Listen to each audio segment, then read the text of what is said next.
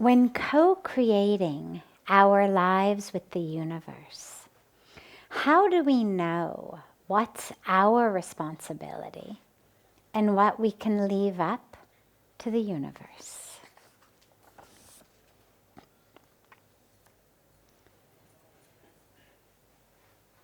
If it's something you can control, assume that it's something you're supposed to control. The universe is very smart. All of the aspects of nature only do their part. So the rivers give us water, the fruit trees give us fruit, the sun gives us light and warmth, the rain gives us water. Right? All of the different aspects of nature give us what they have, what they can do. The river can't give you apples.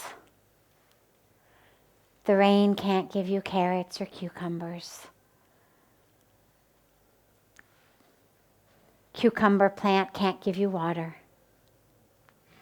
Everything has its scope, its jurisdiction, you could call it. That over which it has control, it can do. And it's supposed to do it fully. Similarly with us, when we talk about co-creating our lives with the universe, the co in co-creation, the fact that it's not all up to me, is rooted in the fact that there's a lot that we don't have control over. And so, for example, you don't have any control over your past karma. You cannot rewind history. You cannot undo what you've done in the past. You have no control over that. It is what it is. Number two, you have no control over the laws of nature. No matter how much you want to fly, this law of gravity is just going to keep you anchored to the earth. You walk off a building, you're going to fall down. No amount of visualizing wings or meditation on wings is going to make you walk off a building and fly across your garden. You're going to fall. Laws of gravity. The end of the summer. You can scream and yell all you want as kids, oh my God, when the summer was ending and it was school, it was like, no, no, no, no. But of course the autumn doesn't listen to school kids yelling, no, no, no. It comes. You can wear your bikini into December, but the snow is still going to fall. The universe is not going to say, oh, well, she's still in a bikini, so I guess we have to hold off that snowstorm until she agrees that it's okay for winter to arise. Laws of nature. The only thing that'll happen with you continuing to wear your bikini into December is you'll get pneumonia if you live somewhere it snows. So that co-create understands there's a lot we don't have control over. We also don't have control over anyone else's actions, anyone else's thoughts, anyone else's karmic package, no matter how much we want to control others. Even from the most benevolent, well-meaning, because of course we always think we're well-meaning place. Nobody ever says, well, it's just my ego that really wants you to act a certain way. We always tell ourselves, it's because it's the right way. It's because I want this for you. It's for the benefit of you. But even in situations where it is, you still can't control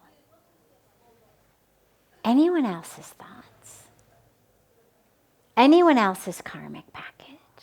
So there's a lot in the universe we have no control over. But that doesn't mean we're victims. When we talk about co-creating, it means whatever I have, my skills, my abilities, my mind, my sadhana, that which I can use, I am supposed to use it.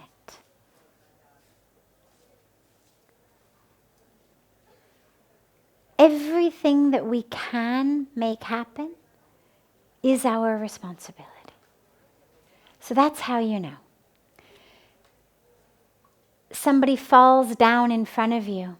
Somebody you don't know, you're walking down the street, somebody falls.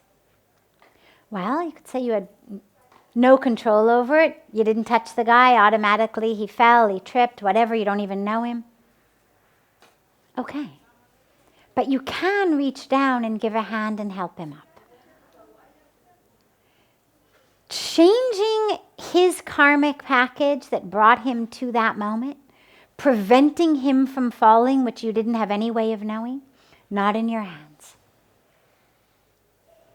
But helping him up once he has fallen, well, we have that capacity. That means it's our responsibility. Sometimes people come and say to Pujya Swamiji, why do you worry so much about helping poor people or helping homeless people or helping children or helping all these people? Why do you worry so much? I mean, it's just their karma to be like that, isn't it?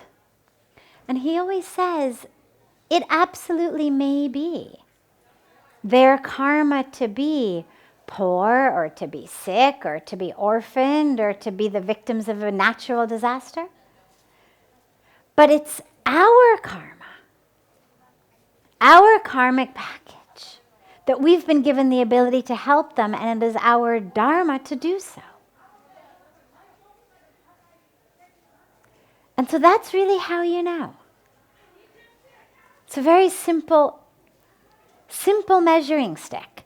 Do I have the ability? Do I have the capacity? Do I have any control? Is there anything I can do about that situation? If yes, you're supposed to do it. Not with a sense of I'm here to fix it. Not in a sense of it's a problem, I'm the solution. But with simply the awareness that we are all threads in a tapestry of life. And our thread weaves in and through and intersects with so many of the other threads. And you pull one thread, and a lot of the tapestry starts to unravel. You pull one thread, and maybe from far away you can't tell, but you get close enough, and you can see. So whatever we have the ability to do, we are supposed to. There's a beautiful teaching that says the only thing missing from any situation is what you are not giving to that situation. And so if there's a situation that you're in that makes you feel like something is missing, ask yourself, what is it I'm not giving to that situation?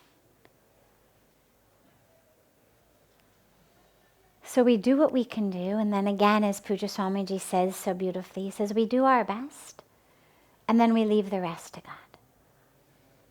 Because the outcome is never in our hands. You can plant the seed, you can water it, you can shine the sun on it, you can do everything. But the outcome is not in our hands. I can help the guy up. And as soon as he turns a corner and I turn a different corner, he can fall again. I don't have control over that. I can plant the seed. I can't make it sprout.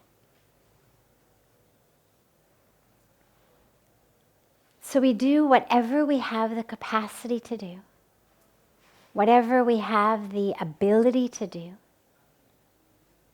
with an awareness that that's what we're here for. We're here to serve as vessels, vehicles of the divine flow. As the river bed is the land through which Ganga flows, so that she can irrigate everybody's farms and lives, so we are that vessel, that vehicle, that tool, that riverbed, however, whatever metaphor, analogy works for you. We are that through which that divine flow flows. And a riverbed that's full of rocks or full of silt doesn't make a very good riverbed for a river to flow through. It's already full. And so for us, the goal becomes, how do I make myself the best tool I can be? And that becomes our task. So, I frequently talk about the microphone and how the microphone is just a tool. I'm speaking. The microphone is neither the one who's giving a great talk or a horrible talk, neither the one who should stand up and take a bow at the end, that it was so great, or the one who should feel like, oh my God, I can't believe I said that. The mic understands it's just a tool. But in the same way, we are all tools of that divine.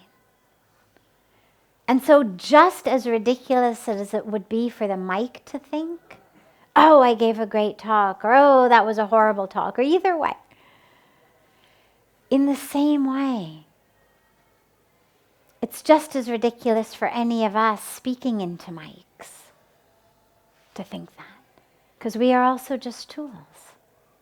And it matters what type of tool you are. With this little one, you can't tell so well, but the mics that they were using for kirtan, normal mics, you could have a fantastic mic. You could have a beautiful, expensive, top-of-the-line mic. But if you leave it out in the rain, in the dust storm, and it gets full of water and dirt and dust, regardless of how top quality the mic may be, regardless of how brilliant the speaker may be, the mic's not going to be able to do its job because it's waterlogged. It's full of dust. And so you could say the mic's only responsibility is to make sure two things. Number one, it's clear and it's clean. And number two, that it's plugged in.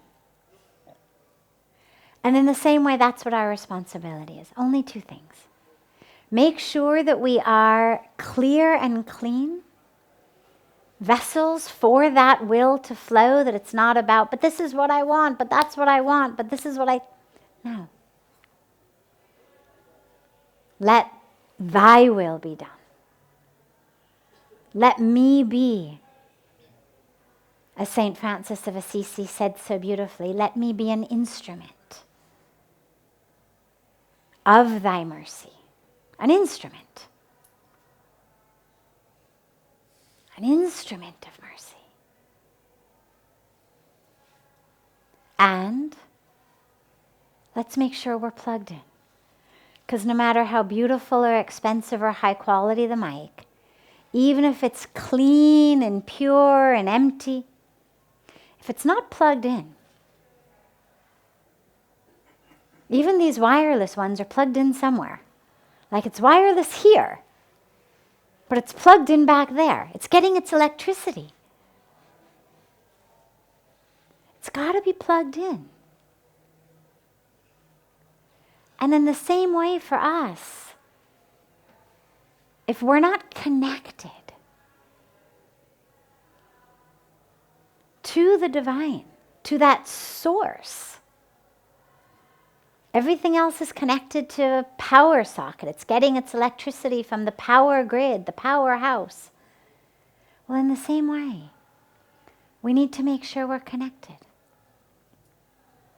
to the divine, whatever that means for us. There's no right way or wrong way. Whatever that means for us, whatever that source of divine flow is in our lives, we have to make sure we're connected to it. Because none of us can do or be anything in a vacuum.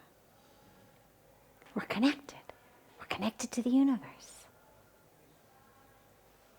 And so we have to stay connected with an awareness of connection. If we do those two things, and all of that we have the ability to do, the universe will take care of the rest. The universe knows what it's supposed to do. We just need to take care of what we're supposed to do.